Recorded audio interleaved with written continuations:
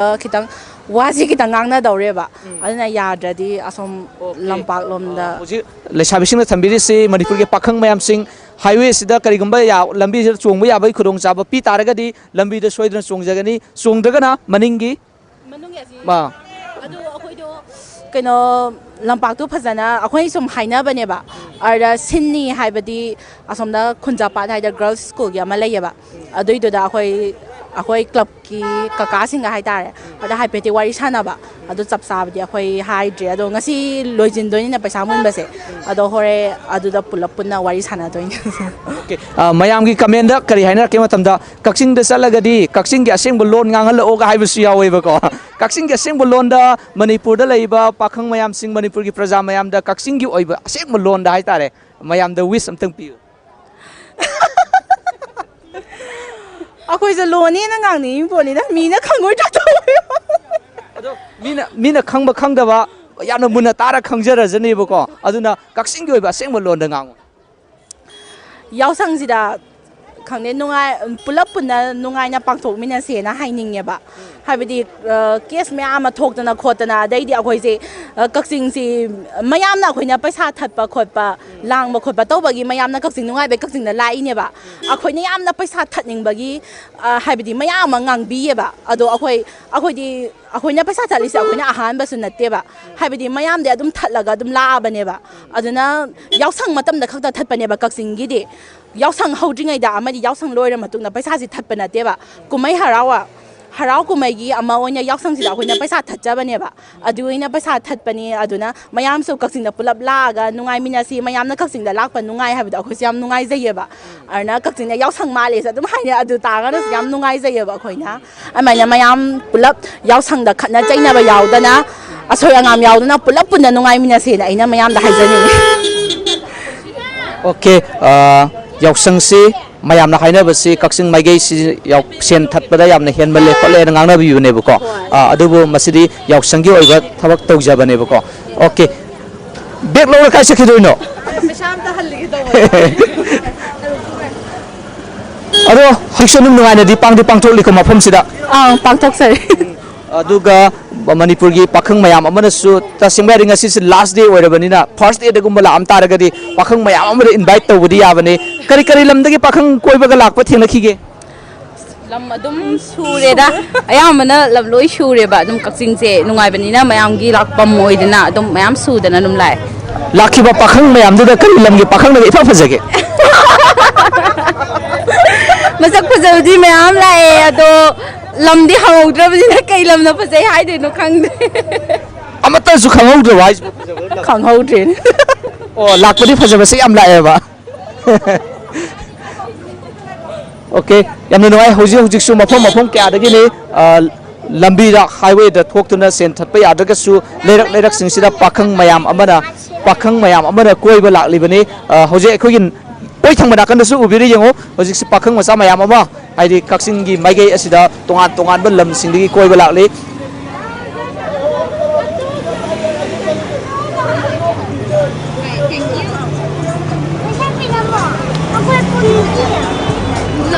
okay isanjung wari atu sajin mingong tabi ai hai go bane amuk tang bandana gawe bandana atai loi lot khabo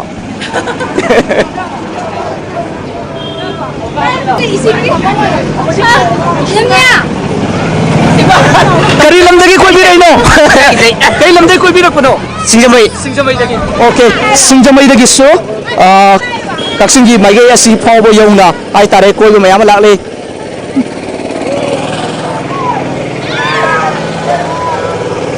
okay yamna noi hojik si kaksing maigei sidai koi na uri base yausang gi asek mo masak adune sari mi tabi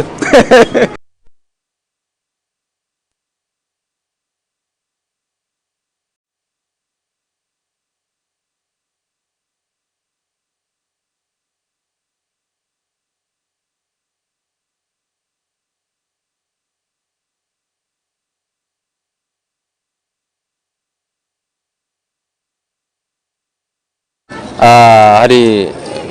mafam khara da kino toroga hadi paisa thatpa khoba toroga akhoi gi hekta sida irang purang toroga tawbudi natte ba akhoi sai di yosung sport ma ama tawre ba sida ꯀꯛꯆꯤꯡꯒꯤ ꯑꯣꯏꯕ ꯑꯁꯦꯡꯕ ꯂꯣꯟꯗꯅꯦ ꯃꯌꯥꯝꯅ ꯇꯥꯅꯤꯡꯉꯤꯁꯦ akhoi gi akhoi kakching gi lon da haragadi mayamna lana adi kakching si kakching natte di yosung mafam ti leitre habi mawong da khanne ba ko adu khanbi ganu akhoi gi yosung sport si adum phajana tawi adu paisa thatpa khoba si di sum anga makhai gi ngautangi nuai na ba sum ngasi mangani san manu miki oina ko sum tokjabane ba asi hajaning Okay. mayamna pamise Kaching maigei tongan tongan ba entertainment mayam torokpudune ko ada akhona sum taja matamda isai sakpa yamna haiba amani haina comment pibirak pai tare isai matang mayam da khudol tambi tare ngasidi adudi kino tokdi adi mina sumpanga hajin bawrong gani adudi okay haijan da privacy isai do taraga yengase adi isai sakpa jo haiti ai professional singer su nasade aduna adi kana gum isai masa so aina soige langi ba yawaga su hari singer duna mayam duna no ngakpi do sano mate tang khudol tambi hoi ado kino ama mi tv gi magai degi hari kino to biramnina iso mate amdi kino tokjarage wakhal gi haurakpam oibana nungatasu isai sida isai haiti ai mathau karam haijaluino sim aina di isai jibudi pamjaba pamjara sakpadi haijadaba aru sum mayam na so haibadu da sum kaba kino tokjabani da isai se tabada su yamna nungai professional singer din achadi hara sangba yaba misak amana mathau karam sangamdrim isai lamjida masi aigi lebakta tomban habadare masi okay hojiki isai mayekse akhoi Kaching gi lol da hai tare isai gi sur da natabida samna hada somgi khanaba misak amada haibani hana lawraga hai tare Kaching gi lol da mutang isai gi mayekse untu wahi wenam ta haido adudi haidong mandi he adudi wakal gi horofom oibana asi adum hadi kinogi su yauna tawdera adudi hairo adudi samna aiga wari sanaba sumaina aigona haibo oina ko wakhalgi horofam oiban hangna astu kawre to se yadiyaba okay mate tum tang tabda se khona nu khangma gambe adi Kaching gi ngangna riba lol asiga ikhona ngangi basiga Kaching gi oiba top mahao mai tare top adi mahao mai khode piba ngame habase hoje akhoi gi manga leibiri base Kaching mafam asidagi ne adi aibiram Romita shekhar mama yausang se mamang thakta tawgibaduga handaka kari khenabu phange ai khangge hanakti nungaite Hanakti yengba nuwaite ya yengba nuwaite ase kari khenabu uba phangmagi no police mai na sum sen munbagi changki yam handai hokti adugini okay mafam kya de sports sing ma yama tahori bako mafam sida su tawri ko no tai laikai gi su tawi adu munbasu adum yawbani na sen munbasi lambi da lakpa mi mai sen munbada police na tan ko pa sum tawbana na lam sen munbagi changki yam handai okay akhona uji sanduk sir pura live neba songi phone da so no YouTube pe uji hanga so no uba phangani bako ado mayamna taning se Kaching lom da salagadi Kaching gi asengba original lol do da ngangan bi u madu taba yam nungai na habi bai tare da aduna lesabi masa pakhang masa sing na toriba yausangi oiriba mayam sing ase masidai sida Manipur gi mafom kya da su haidis thora mayam pangthok na riba ko masidai sida adi kari wish pibiningi Kaching gi praja moina hoi yaksanggi chai amada yaksangchi lakoni na yaksangchi da tekta kaida haidi nuaya phaba oina ba haitare mayamda haidi khana chaina ba yautaba adagi amana amabu nuksina chana na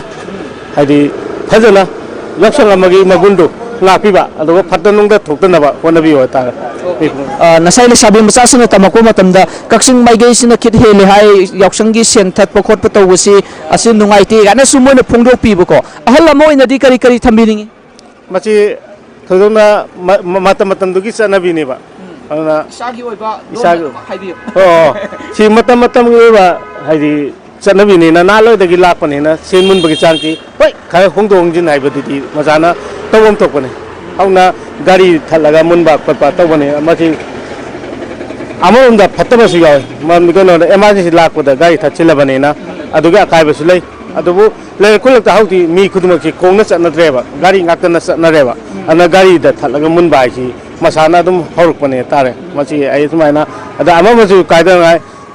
ꯃꯦꯟ ꯔꯣꯗꯁꯤꯗꯗꯤ ꯃꯨꯟꯕꯤꯗꯅ ꯂꯩꯔꯛ ꯈꯨꯜꯂꯛꯇ ꯃꯨꯟꯕ ꯍꯥꯏꯁꯤꯁꯨ ꯌꯥꯝ ꯐꯩ ꯃꯁꯤꯅ ꯍꯥꯏꯗꯤ ꯑꯀꯥꯏꯕ ꯍꯥꯏꯗꯤ ꯑꯇꯣꯏꯕ ꯊꯣꯛꯇ꯭ꯔꯦꯗꯅ ꯑꯗꯨꯒꯤ ꯀꯣꯚꯤꯗꯀꯤ ꯃꯇꯝꯗꯗꯤ ꯌꯥꯎꯁꯪ ꯀꯨꯝꯍꯩꯁꯤ ꯄꯥꯡꯊꯣꯛꯈꯤꯗ꯭ꯔꯦ ꯍꯥꯏꯕꯁꯤ ꯃꯐꯝ ꯈꯨꯗꯤꯡꯃꯛꯇ ꯂꯣꯏꯅ ꯈꯪꯉꯕꯅꯤ ꯑꯗꯨꯒ ꯀꯣꯚꯤꯗꯀꯤ ꯃꯃꯥꯡꯗ ꯉꯁꯤꯗꯒꯤ ꯆꯍꯤ 10ꯃꯨꯛꯀꯤ ꯃꯇꯝꯒ ꯍꯧꯖꯤꯛꯀꯤ ꯑꯣꯏꯕ ꯑꯑꯣꯟꯕ ꯈꯦꯠꯅꯕꯁꯨ ꯃꯌꯥꯝ ꯑꯃꯗꯤ ꯑꯩꯈꯣꯏꯅ ꯎꯕꯗꯤ ꯐꯪꯉꯦꯕꯀꯣ ꯃꯁꯤꯗꯩꯁꯤꯗ ꯍꯣꯡꯉꯛꯏꯕ ꯑꯑꯣꯟꯕꯁꯤꯡ ꯑꯁꯤꯗ ꯀꯔꯤ ꯍꯥꯏꯕꯤꯅꯤꯡꯉꯤ ꯍꯣꯏ ꯑꯑꯣꯟꯕ ꯍꯥꯏꯗꯨ ꯃꯇꯝꯗꯨꯒꯤ ꯑꯗꯨꯝ ꯂꯥꯛꯄꯅꯤ ꯑꯗꯣ ꯍꯧꯖꯤꯛꯇꯤ ꯁꯦꯟ ꯃꯨꯟꯕꯒꯤ ꯆꯥꯡꯁꯦ ꯑꯩ ꯋꯥꯈꯜꯗ ꯈꯔ ꯍꯟꯊꯕ꯭ꯔꯥ ꯍꯥꯏꯅ ꯈꯜꯂꯤ ꯊꯥꯏꯅꯩꯒꯗꯤ ꯍꯧꯖꯤꯛꯇꯤ ꯃꯨꯟꯕꯒꯤ ꯆꯥꯡꯁꯦ ꯑꯗꯨꯅ ꯈꯦꯠꯅꯕꯗꯤ ꯀꯣꯚꯤꯗꯀꯤ ꯇꯧꯔꯛꯄꯁꯤꯅ ꯍꯟꯗꯛꯅ ꯀꯣꯚꯤꯗꯀꯤꯗꯨ ꯐꯨꯒꯠꯄꯒꯤ ꯃꯑꯣꯡꯗꯁꯨ ꯍꯥꯏꯐꯦꯠ ꯃꯥꯟꯕ ꯑꯃꯁꯨ ꯑꯩꯈꯣꯏꯅ ꯑꯗꯨꯝ ꯌꯦꯡꯕꯗ ꯎꯏ ꯍꯥꯏꯇꯥꯔꯦ ꯑꯗꯨꯒꯤꯅꯤ ꯌꯥꯝꯅ ꯅꯨꯡꯉꯥꯏ ꯗꯨꯀꯥꯟꯁꯤꯡ ꯀꯩꯀꯩꯗꯤ ꯑꯌꯥꯝꯕ ꯂꯣꯏꯅ ꯂꯣꯟꯕ ꯑꯣꯏꯅ ꯎꯏꯌꯦꯕꯀꯣ ꯑꯗꯣ ꯌꯥꯎꯁꯪ ꯃꯇꯝꯁꯦ ꯂꯣꯏꯅꯃꯛ ꯂꯣꯜꯂꯒ ꯂꯩꯒꯗꯣꯏꯔꯥ ꯑꯗꯨ ꯏꯁꯪ ꯍꯧꯕꯗꯒꯤ ꯑꯌꯥꯝꯕ ꯂꯣꯜꯂꯦ ꯍꯥꯏꯗꯤ ꯌꯥꯎꯁꯪꯁꯤ ꯍꯦꯛ ꯍꯧꯕꯗꯒꯤ ꯊꯣꯡꯁꯤ ꯏꯊꯤ ꯅꯨꯡꯉꯥꯏꯅ ꯍꯥꯡꯅꯗꯦ ꯑꯃꯅꯤ ꯈꯛꯇ ꯑꯗꯨꯝ ꯍꯥꯡꯉꯦ ꯍꯧꯛꯄ ꯍꯥꯡꯗꯦ ꯍꯌꯦꯡꯗꯒꯤꯗꯤ ꯍꯥꯡꯉꯛꯑꯅꯤ ꯑꯌꯥꯝꯕ ꯑꯗꯨꯒꯤ ꯕꯦꯕꯤ ꯅꯪ ꯁ꯭ꯋꯥꯏꯗ ꯍꯥꯎꯕ꯭ꯔꯣ ꯀꯌꯥꯝ ꯍꯥꯎꯒꯦ Nhâm hỏi, ꯌꯥꯝ ꯍꯥꯎꯋꯦ ꯅꯪꯒꯤ ꯃꯤꯡ ꯀꯩ ꯀꯧꯕ hiền thôi, ꯍꯦꯟꯊꯣꯏ ꯀ꯭ꯂꯥꯁ ꯀꯌꯥ ꯀꯥꯔꯦ cái gì tu cả rồi, ꯀꯦꯖꯤ 2 ꯀꯥꯗꯣꯏꯅꯦ ꯁ꯭ꯄꯣꯔꯠꯁ ꯀꯝꯇ ꯆꯠꯇ꯭ꯔꯕꯣ ꯅꯪ sport chạy lên ꯀꯔꯤ rồi ꯀꯔꯤ ꯌꯥꯎꯔꯤ ấy, nhâm bảo rồi, ꯌꯥꯝ ꯌꯥꯎꯔꯤꯌꯥ ꯀꯩ ꯀꯩꯅꯣ ꯌꯥꯝ ꯍꯥꯏꯁꯤꯕꯣ spoonless ka, adagi, bora, chumbi ka, adagi, balloon puka, handi ka, adu mai kakta, ꯀꯔꯤ ꯀꯔꯤ ꯐꯥꯔꯁ ꯇꯥꯔꯛꯄ ꯁꯦꯀꯦꯟ ꯇꯥꯔꯛꯄ ꯌꯥꯎꯕ꯭ꯔꯥ second dar ko yaw, ꯀꯩꯗ ꯇꯥꯔꯛꯏꯅꯣ second dar ko na na, spoonless ka, rest adagi, ay second na mo sa tar ko doon na, ꯀꯥꯎꯔꯕ balloon puka na video na, ꯍꯥꯏꯕꯤꯒꯦ Nandiyan dyan, number ba? ꯅꯝꯕꯔꯒꯤꯗ ꯅꯪꯅ ꯁꯦꯀꯦꯟ ꯇꯥꯔꯛꯄꯒꯤ ꯃꯃꯥ ꯍꯣꯏꯅ ꯏꯟꯖꯥꯡ ꯑꯍꯥꯎꯕ ꯊꯣꯡꯕꯤꯔꯣ ꯅꯪꯒꯤ Tungide, ꯊꯣꯡꯕꯤꯗꯤꯌꯦ ꯃꯃꯥ ꯍꯣꯏꯁꯦ ꯌꯥꯝ ꯐꯠꯇ ꯃꯥꯜꯂꯦ ꯐꯠꯇꯕ꯭ꯔꯣ pay. ꯑꯗꯨꯒ ꯏꯟꯖꯥꯡ ꯑꯍꯥꯎ ꯊꯣꯡꯕꯤꯗꯕ Nasirang ni, ꯉꯁꯤ ꯊꯣꯡꯗꯣꯏꯕ ꯑꯣ ꯍꯣꯔꯦꯟ ꯆꯠꯂꯒꯅꯦ ꯑꯩꯅ ꯁꯦꯀꯦꯟ ꯇꯥꯔꯛꯄꯒꯤ ꯏꯟꯖꯥꯡ ꯑꯍꯥꯎꯕ ꯊꯣꯡꯕꯤꯌꯨꯀꯣꯅ ꯍꯥꯏꯌꯨꯀꯣ hoy, ꯍꯧꯖꯤꯛ ꯍꯧꯖꯤꯛ ꯑꯩꯈꯣꯏꯅ ꯎꯔꯤꯕꯁꯤ highway ngасai makai yamna okay highway akhoi ngасai makai yamna chinna urambane adubu hari police na lambi da highway da thokpagi athingba thammana maram ore harga yausanggi oiba akhoi lambi da thatlaga mayamna sen munbagi thabak torambado hojikti punghang hangkhre adubu lerak singda lerak ki masin singda laisabi singda aidi sen munbagi thabak se adumak chathari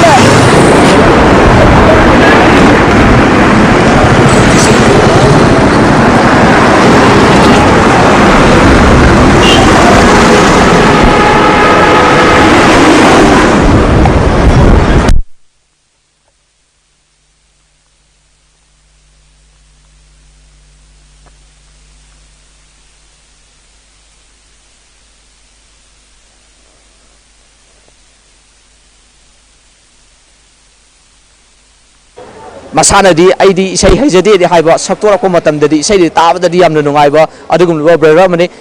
yoksang se nungaina mafung phana pangthok pi haima mi tv de tamjari thank you okay mafum asida kaksingi lesabi masa sing da toriba yoksangi activity mayam sing ase imaidon mayam amana aidi yamna nungaina su yengbiri imaidon sing sina karamba mawongda yoksang se enjoyment torige haiba da kha tamina se